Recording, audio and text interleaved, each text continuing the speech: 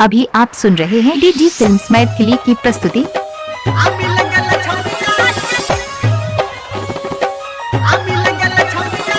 DJ good Madhubani, DJ माँ Gayatri recording studio.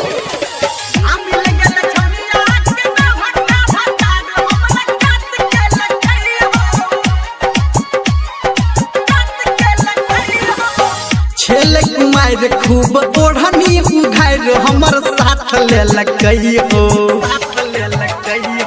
DJ दीपक। हो छेले कुमार खूब ओढ़नी उघार हमर साथ ले लकइयो आ मिल गेल छौरिया के ना भट्टा भट्टा हमरा काट के लकइयो मिल गेल जहिया से ना भट्टा भट्टा हमरा काट के लकइयो छेले कुमार खूब ओढ़नी उघार हमर साथ ले लकइयो आ मिल गेल छौरिया के ना भट्टा भट्टा हमरा काट के लकइयो जहिया से मिल गेल ना भट्टा भट्टा हमरा काट के लकइयो DJ good Madhubani, DJ good Madhubani, DG films Maithili. अभी आप सुन रहे हैं Saawariya music.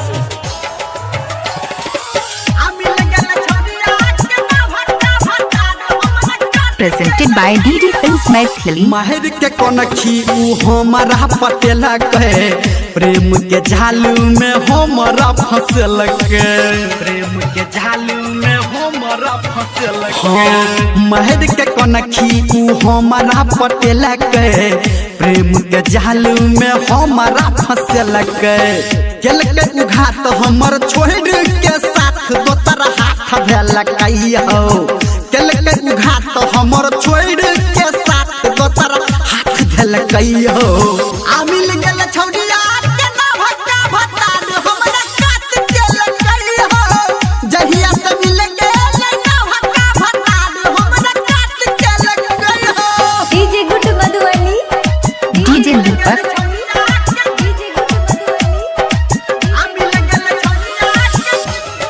Singing by Dharmendra Nirmaliya.